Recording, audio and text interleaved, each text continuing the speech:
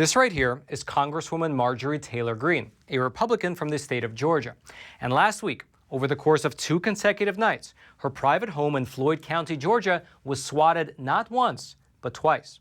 Now, if you've never heard of it before, the act of swatting refers to, I guess, what you can call a prank, wherein you send an armed police unit to someone's house.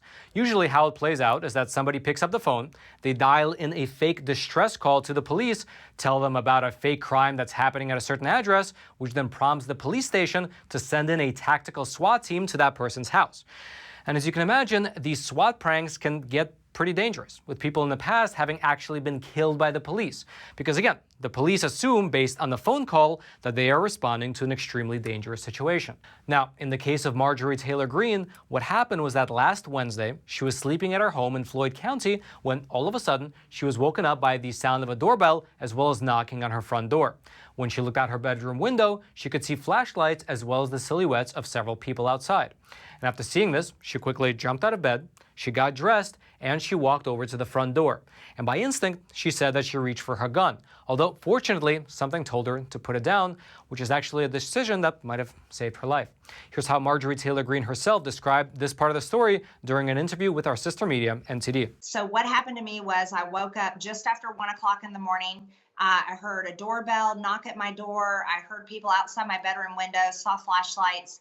And I got out of the bed, got dressed, and I picked up my gun to carry with me to the door because I usually do, especially when I'm not expecting one, and especially in the middle of the night. But something told me to put my gun down, and I did not take my gun with me to the door. And so when I went through my foyer and went to the front door where we have windows, I could see police out on the front porch. And they were tactically prepared for a very serious situation, guns drawn, and they were prepared to come in the house. Then, after opening the front door, the Congresswoman saw that on her front porch were 5 police officers with their guns drawn and ready. Then, they told her that they were actually responding to a report of a fatal shooting at her home.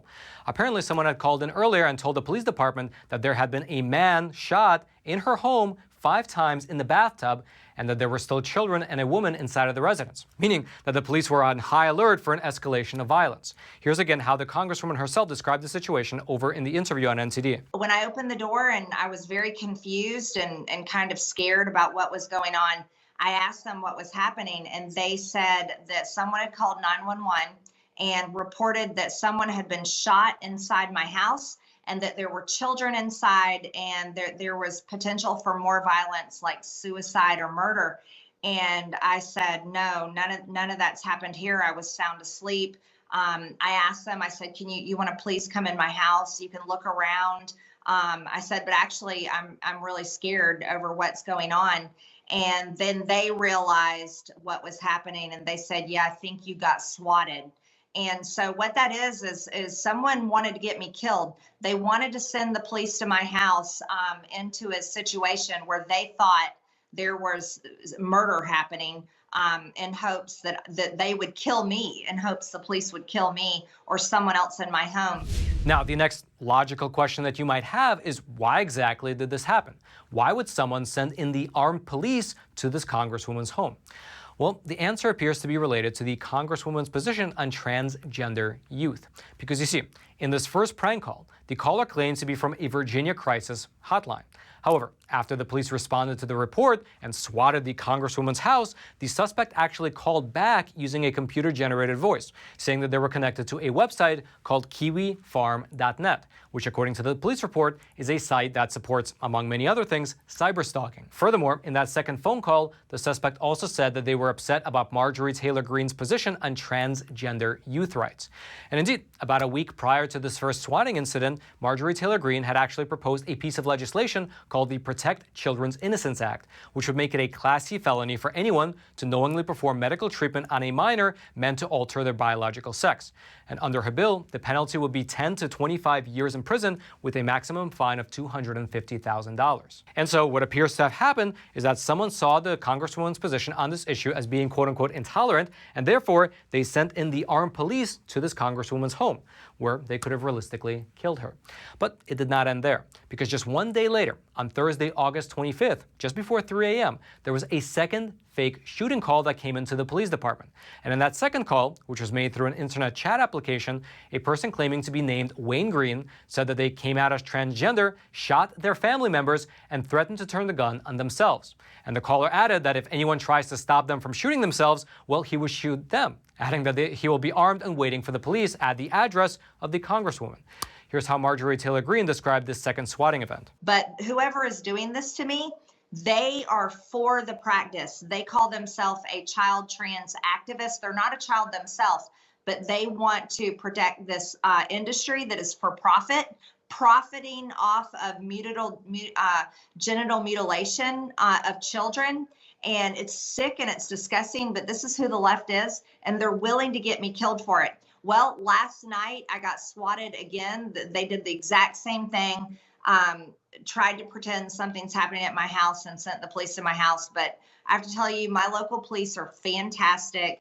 They are on the ball, and they definitely know what's happening now. So last night was a total different experience than it was the night before. Now, in general, on the one hand, the Congresswoman praised the way that the police handled the incidents, while on the other, she accused the mainstream media of being complicit in what happened. Here's specifically what she said. You see, the media is complicit in this as well. The mainstream media is actually probably causing me to be a target with their horrible headlines and the lies they tell about me on television. I know there's one headline out today, and I don't know which network it is, if it's MSNBC or NBC, I need to find out.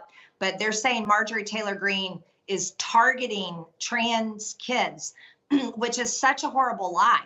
I'm actually trying to protect children, protect them from making a decision that they cannot undo, a permanent decision that will change their body for the rest of their life, make it to where they can't have children later in life, and probably will be a decision they'll regret, because there are so many of these D-trans 18, 19, young 20-year-olds that are coming out and saying that they wish someone had stopped what was happening to them, wish someone had protected them and not allowed them to go through the surgeries they went through, the hormones that have changed their voices forever, puberty blockers that will give them lifelong problems like low bone density and chemical castration. These are serious things, but the mainstream media, the way they lie about me, they are targeting me in such a dangerous way that they may get me killed. Now, if you'd like to go deeper into the details of these swatting events, I'll throw several links down into the description box below this video so you can check them out for yourself. And as always, while you're making your way down there to the description box, take a small detour to smash that like button as well as that subscribe button. That we can get these type of honest news contents delivered directly into your YouTube feed every time we publish them. All right, just to pause here for a super quick moment, I wanted to mention that the sponsor for today's episode is a super cool company called Sekur. And they're a cool company for people that actually care about their privacy.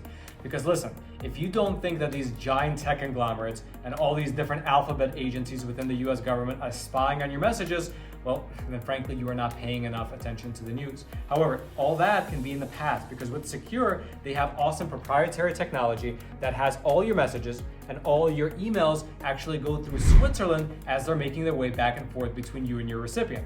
And so let's say you're here in America and the person you're messaging is over in Canada, Mexico, or anywhere else in the world. Well, it doesn't matter, because all your messages are actually going through Switzerland back and forth from one to another, meaning that they are not subject to the Cloud Act, and they are only subject to Swiss laws, which are some of the safest in the entire world. Their technology is awesome, it's proprietary, and they're a company that actually cares about your freedom. They care about getting the facts out, which is why they sponsor a company like ours.